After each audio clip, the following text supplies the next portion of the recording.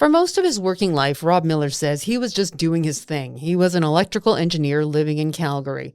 Then, in his late 50s, something changed. I loved my job. It wasn't like it was drudgery and I just had to get out of there. I actually really enjoyed what I was doing, but yeah, so it was very emotional, right? I just felt I had to do something now, and I don't regret it for a minute. He was never an environmental activist, but climate change would eventually become impossible for him to ignore. He had already experienced the devastating impact of extreme weather firsthand when his home was flooded during the Calgary historic flood. Now, Rob is part of the eco elders at the Calgary Climate Hub. And then you meet a bunch of peers that feel the same way and are working to do it, and it gets rid of some of the despair, right? We can all learn from Rob about finding purpose and community in retirement.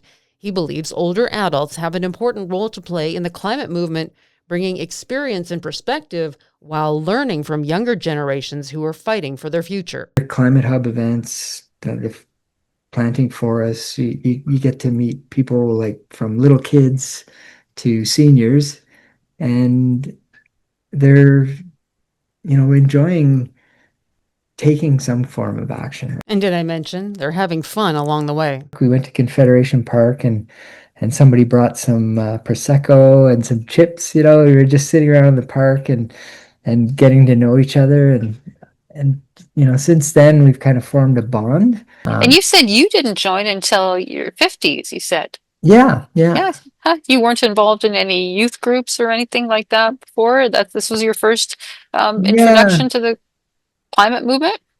I really wasn't an activist. I was kind of just living my life, having fun. And it's like you said, we had a really, uh, it's like we lived in a very good period of time, where there weren't any wars going on. Um, Times are good, and but there was this kind of climate change thing on the horizon, but it took a while for that to really sink in, I guess. And the first thing I did, being an engineer, I was like, I got to take a course on climate change. so so I did like an online course on climate science, and and then I'm like, oh my God, like I started to get it, right? Like there's and the fact that how long all the CO2 that we're putting into the atmosphere, even if we stopped tomorrow, it's going to take decades, if not centuries, for things to get back to normal. And I think that part of the science was like, holy shit, okay, um, that's it. So I actually I signed up for another thing. It was called the Living Soils Symposium, and which was all about regenerative agriculture, but they also talked about water issues and environmental issues. And they had some amazing speakers like Walter Jenna, who's like this amazing guy who a scientist, I think, that talks about soil health and creating healthy soil and how the sponge absorbs CO2, and it's just like there's all these benefits to having good soil. So, both agriculture, urban soil, and like natural forest soil or ecosystems. And just like all the speakers and all the events, it was the first time I'd ever taken time off work to do something like that, right? Like a conference on regenerative agriculture. And it was just because I was interested in the topic. And after I did that kind of sealed the deal. I was like, okay, I I can't I can't just keep doing what I'm doing. So I retired. I announced my retirement at work, and gave him 6 months notice.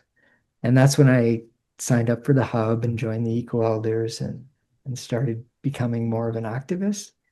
But before that, really not at all. I You were just wasn't, some guy. yeah, just some regular guy. Yeah. So, Yeah, well, yeah, that's inspiring in itself yeah, because I think most that's most of us. We're just doing our Right. thing. We're not, Yeah. generally at Yeah. protests, or we're just living our lives, but we're feeling it, or we're seeing it, and we're smelling when things are Right. not right, Yeah. right? And you did this. How old were you when you retired then? So that would have been, 5, 6 years ago, um, when I joined the hub. Yeah. I think the process might have started a little before that. I think it took me about a year to investigate it and go, holy crap, I got to do something. But yeah, so And that's and the time was right. I was able to retire, so um, but I could have kept working because there's always things you can do to buy a new car or go on a nice right. trip or right. So there are reasons to keep working, but I just decided I couldn't. Yeah, so And it was prompted in part by your wanting to focus on activism. I would say prompted totally for that. Yeah, yeah, it was. Yeah, that was the main reason, right? Hmm. But What type of engineering were you? Sorry, go ahead. I was an electrical engineer. Yeah, Mhm. yeah. So a systems engineer. I started out designing hardware like electronic circuit boards, and then later in my career, I became a systems engineer, which is kind of looking more at like the bigger picture and customer requirements and designing products and specifications and stuff like that. So, and I love my job. It wasn't like it was drudgery and I just had to get out of there. I actually really enjoyed what I was doing, but um, yeah, so it was very emotional, right? I just felt I had to do something now, and I don't regret it for a minute. Like the last 5 years have been more enjoyable than because it's nice being retired, obviously, because you have so much free time. You have more free time and there's much less stress, right? Because you're not working. But the whole activism side of things has just been, yeah, there's just so many inspiring things and learning. I'm learning a ton just by investigating stuff and um, yeah, so and in fact, I think I may work more now than when I was employed. Just because, there's any downtime, I'll be like looking into something and there's lots of events and then there's planning for events and so I You don't do. check out at 5, right? No, you don't. You don't. It's And all weekend, it's weekends evenings. too, yeah. But still, it doesn't feel like I'm overworked because it's not like I'm working 8 hours straight like you would do if you had a job, right?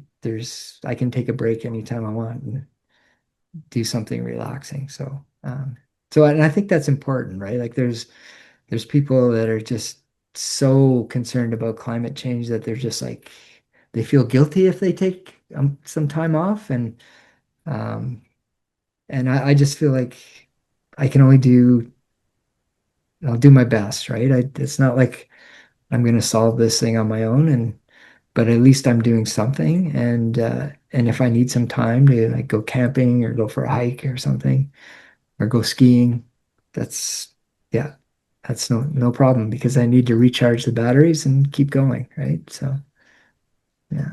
Can you tell Yeah. us a little bit about Eco Elders, and what do you guys do?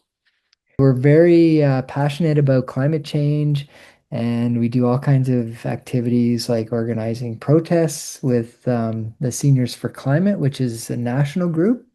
The last couple of falls, we put together events with them down at City Hall. So we show up and try and make some noise and get some speakers out there and yeah, those things are a lot of fun, and it's a great way to get together and just meet like other people that are concerned about climate.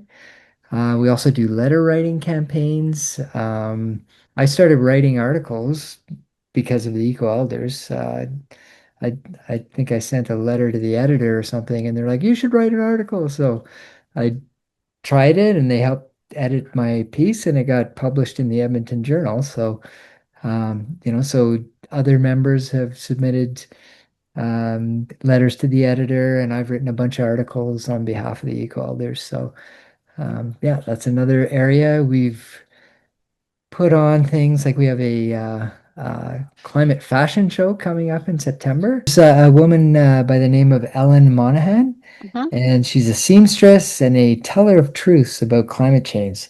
So she has a bunch of models showcasing her handmade felt vests, and she relates some stories about global warming and environmental degradation. And her presentation is entertaining and humorous, but it's also educational and intended to inspire us to engage in conversation about the threats to our lives and possible solutions to the possible solutions to the problems. Yeah. When is that? And so that is on September 18th at 1:30 p.m. Where? And it's going to be held at the Varsity Presbyterian Church at 1:30. And yeah, it's also it's co-hosted by Call, which is I think Calgary Association of Lifetime Learners. Wonderful. They do great Yeah. work too. Yes. Yeah. Exactly. Fantastic. Yeah. So, what have you personally gotten out of being involved with Eco Elders? Well, I've met some great people. Uh, I think that's one of the best things is just forming this community of seniors and I joined the group kind of just before COVID. So, I mean, we were meeting online anyways, but maybe after a year, I think before I joined, they used to meet in person much more often. And so after about a year, we decided, well, let's just go out to the park. We went to Confederation Park and somebody brought some Prosecco and some chips. We were just sitting around in the park and getting to know each other and since then we've kind of formed a bond. And yeah, it's just I really enjoy getting together and doing things with this group of people. We have done a couple events at Unison, actually more than a couple, about four now. We've done a couple of film reviews where we have discussions after watching a film with a group from Unison. And then we've also taken part in the big fair that they do every spring. So yeah, we've hosted a table and shown some films for that event as well. I liked And how you then, pointed out that it's a social thing too. yeah, It's not all yeah, just about activism, which is fine, but it's about, and we talked so much about this at Unison about finding people, finding connection, and how yeah. important that is. And even the activism part, like we were heavily involved in the Water Not Coal campaign, out petition or getting people to sign the petitions, and so we'd be setting up on a corner or some like we went to CD Saturday in Bowness and which was packed and it was like a gold mine because there were so many people that supported us there. And so you're talking to people that want to sign the petition, but you also, there's a group of us from the Eco Elders. And so when we do get breaks, we're chatting and there's a bit of excitement because we're getting so many signatures and it becomes a fun event, right? And yeah, so it's even when you're doing the activism part, it's still kind of like building relationships and making friends. So yeah. So I think that part of it is really worthwhile. Yeah. Why do you think it's important that older adults get involved with something like eco elders? I mean, sometimes we tend to think of as environmental activism more of a young person's game because let's face it, they've got more skin in the game. They, you know, Yeah, as yeah. if odds hold up, they'll be here longer than we will. So why is it important that us older folks are involved? Well, I think seniors they can be role models, right? Because they've lived a long life and they've seen a lot of things and they have a certain amount of wisdom. It's like Indigenous elders, right? They're looked up to for the wisdom that they can provide and I think seniors it's the same, in our sort of settler culture sometimes that seniors tend to be ignored or they're pushed off to put them in a seniors home and forget about them and they really have a lot to offer. And I know when I joined the Climate Hub I was in my 50s, so I didn't consider myself a senior, but they assigned me to the Eco Elders, which was a group of seniors, and I'm like, I'm not a senior. But then I joined and I got to meet all these, people. Some of them were much older and they're great, they have so much knowledge and they're funny and we just have really good times. And there's one guy in particular, his name's Brian Patterson, and he's one of the older members of the group, and he has some health issues, and eventually he's one of the people that had to drop out because of health issues. But he was such an inspiring guy because he'd always show up at the like city hall protest. He'd be on his little scooter with his oxygen tanks, and he was always so excited about it. Um, so yeah, I just find that so inspirational. I find it funny how you said you joined in your 50s and you're like, I'm not a senior. Yeah, And it's almost like it's a downgrade to be placed into exactly. that. Whereas, as you Yeah, mentioned, in Indigenous culture, it's like the word elder is revered. yeah, It's just yeah, these two words even are so like senior, not so good, elder. Well, now you've got something to offer and you've got something to give, right? yeah, yeah.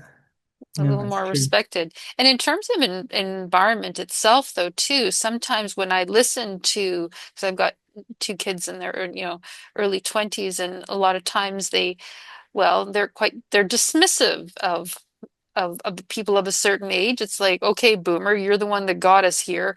I got Yeah, to clean up your mess. right. So, like, there's a kind of a bit of it's a difficult situation sometimes. Well, how do you deal with that younger generation, knowing that for the most part it's us who kind of left them with this to clean up. Yeah, exactly. And I think, we are trying to connect more with youth groups. There's a youth climate justice group within the Calgary Climate Hub, and so they do monthly meetings, and they're inviting the Eco Elders to try and connect more, and we do have shared ambitions, right? Because we want to see a better future, and we realize that we're not going about it the right way right now, and I think people's mindsets have to change, and the nice thing, as a senior, when you're speaking to these young people, you can totally relate on that topic, right? Because all the facts are out there about climate change, and they know it, and we know what the problems are. We know why we're getting into trouble by burning fossil fuels, and so to speak with these young people, I find that inspiring too, right? Because they're the ones that are going to have to really deal with it, even more than we are, right? Because things are going to get worse, and to see them not giving up, they're not saying, "Oh, we're screwed." Yeah, there's no point in even trying. Let's just enjoy ourselves. But they're like, "No, we want it." And then you meet a bunch of peers that feel the same way and are working to do it, and it just it gets rid of some of the despair, right? Older folks, because like I said, we don't have as much skin in the games. We had a really good ride, had Yeah, always had blue yeah, skies, never had smoke-filled days or extreme weather, yeah. these kind of things. And so really older adults are doing it basically for the love of the younger generation.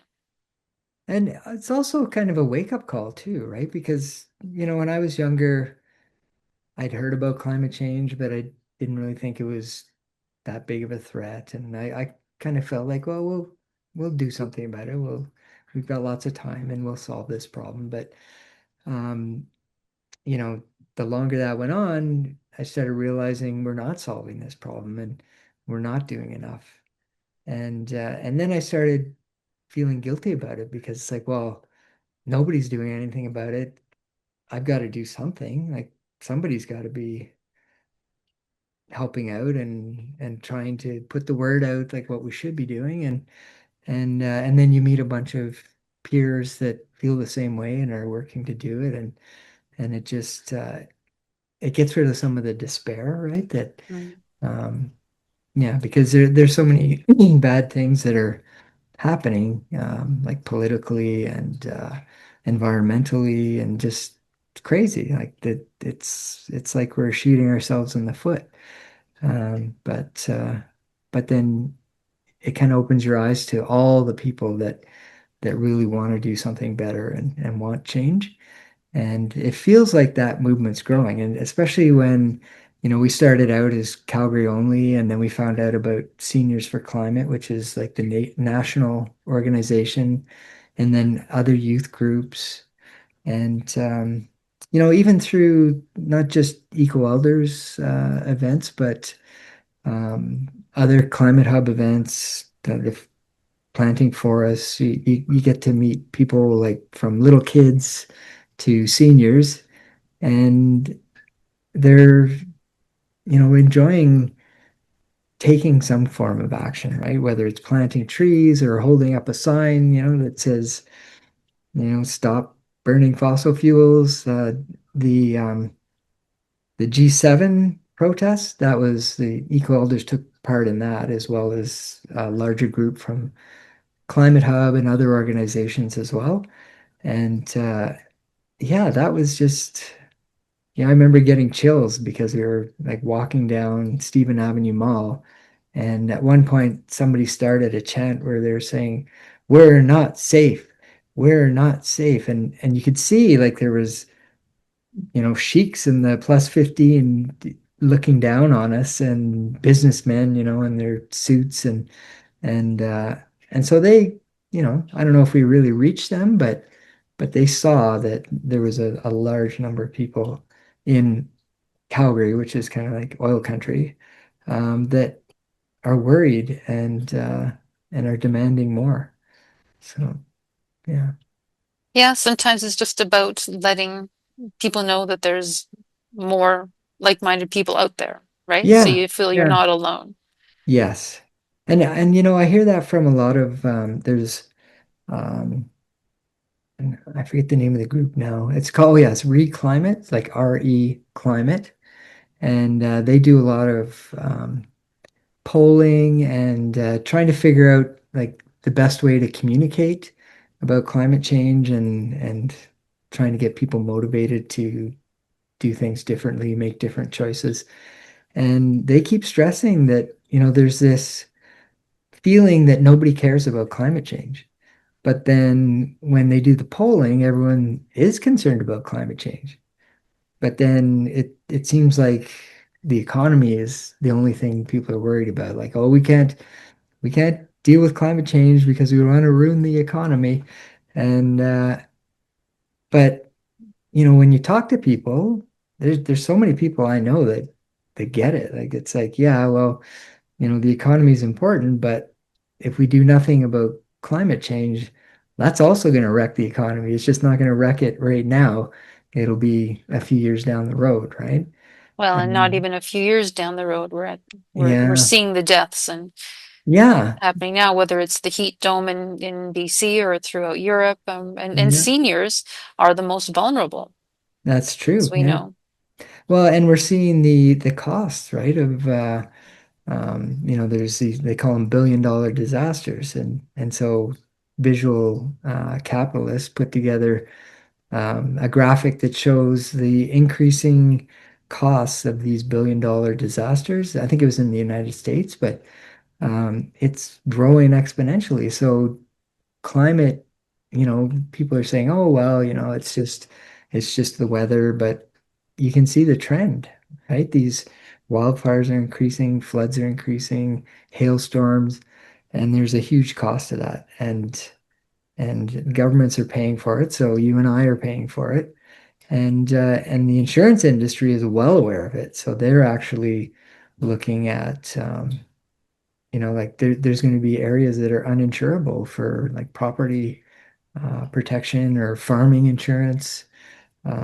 Yeah, so when that stuff starts to hit home, people are going to feel it in the pocketbook, right? So, Well, anyone and that's that's, had to pay insurance costs on their house or car yeah. knows that that has come home to roost, right, already?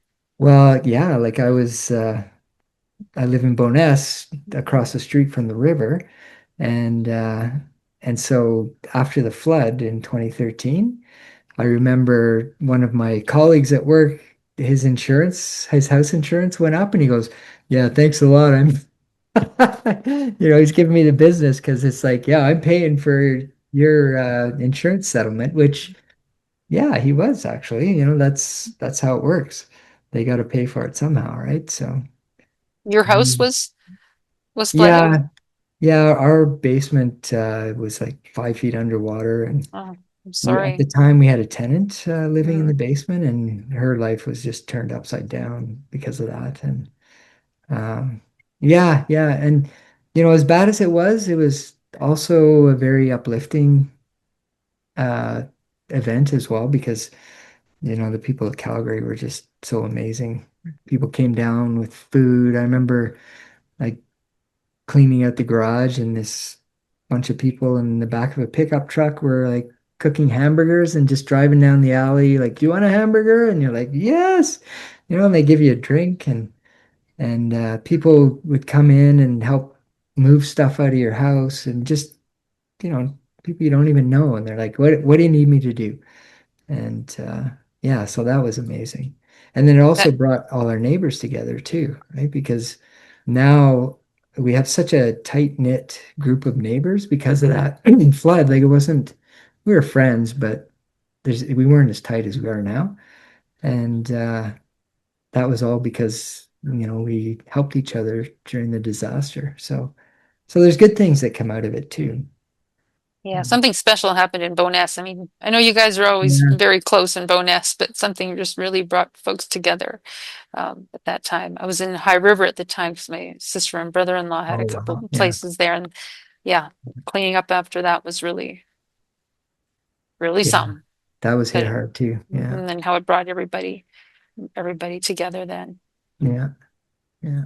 Well, thank you very much, Rob. That's such an Yeah. inspiring story on so many levels, both in terms of your activism, your passion, getting out and socializing, and having your retirement journey is so inspiring too. That we always talk about having purpose, Yeah. and Yeah. that is one of the most important things we can have as older adults. Because sometimes when folks retire, they do lose their sense of purpose, and that I've seen Yeah. that happen, and it's not pleasant thing to see. Yeah. And I see because there are members of the Eco Elders that are 10, 15, maybe even 20 years older than me. And they're so vibrant, right? Like Brian, he was not well, and he was just such a positive, joyful person, right? That he's not. It's not like climate change got him down, and he's didn't want to live anymore. He had a real joy for life, and yeah, so it was great to work with people like that. Well, that's good to know too, because yeah, Yeah, yeah, there's a concern that you're around so much doomerism that that could really bring you down. But I think there's a yeah, certain type of people that are drawn, and that you have to be positive, right? You wouldn't be yeah, doing what you yeah, didn't are doing if you didn't have that knowledge or that hope that things will be better. yeah. And I think, sometimes I do get down, right, with the latest news, and but you have to face it. So, and it doesn't last. When you get down, you're busy, so, oh, I got to go to this event tonight, and then you have a great time, and that keeps you going. Yeah. Wonderful. Thanks so Yeah. much, Rob. Right. Appreciate your Yeah. time. Nice All talking to right. you.